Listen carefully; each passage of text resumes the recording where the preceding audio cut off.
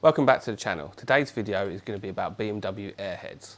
I started riding on an R45 1982, which was my dad's. He got that to teach me to ride, so I learned to ride on that in terms of riding on a big bike. I had a 125 at the time, and the experience of the 45 has stuck with me forever, and I've always thought that one day I'll go back.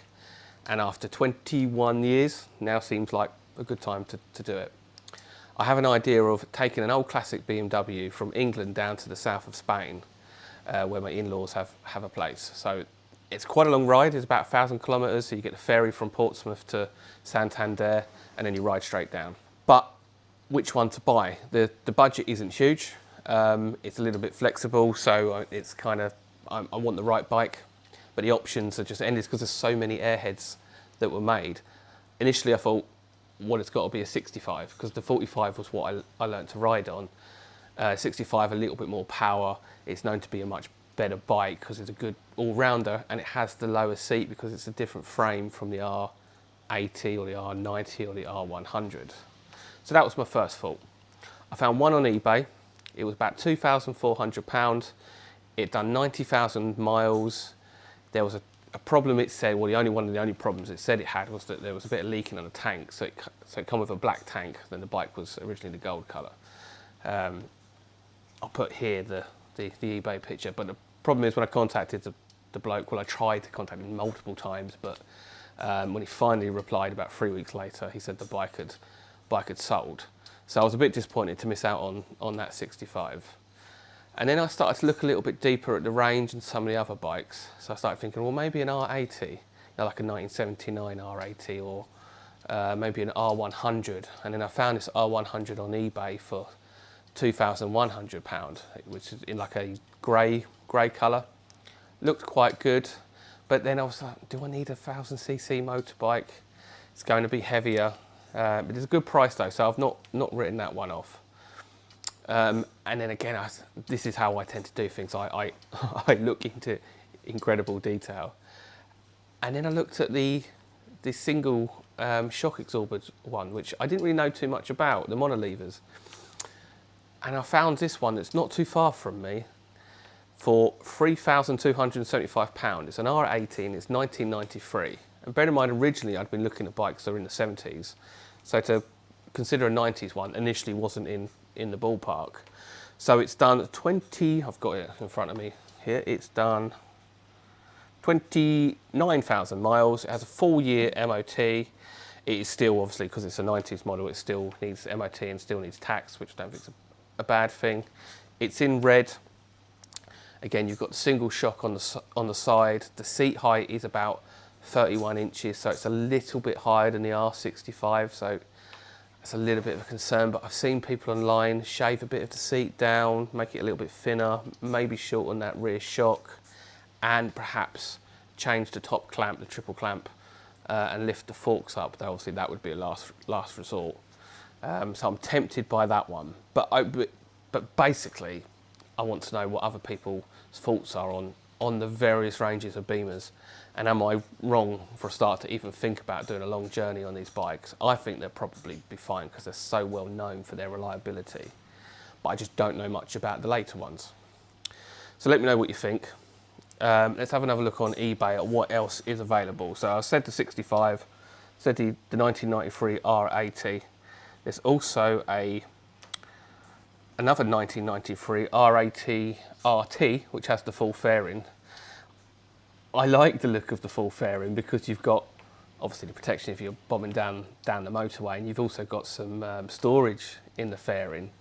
But the problem with it is getting it through sheds and getting it into my garage. I think I just end up scratching it. So I'm really looking at the one without the fairing, but it's tempting, and that's £4,000. But that's done 31,000 miles. Again, quite low mileage for the Beamers.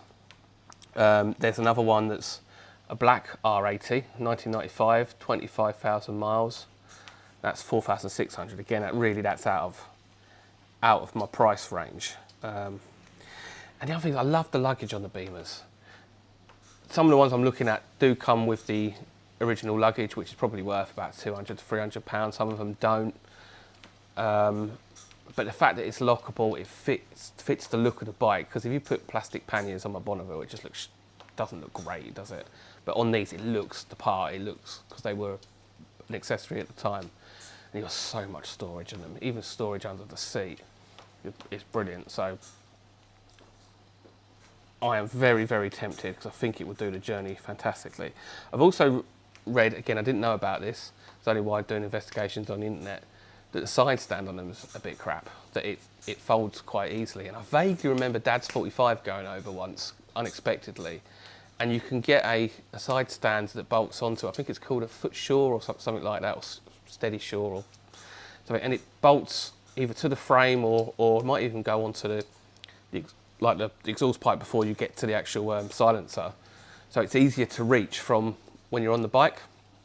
And that sounds very similar to the Commando, because I couldn't reach the side stand on the Commando, I had to get off. And I've read people say this about a BMW as well. And this £100 or £120 side stand solves that problem. I wish I could have got that from the Norton, it would have made such a difference. This is quite a good one.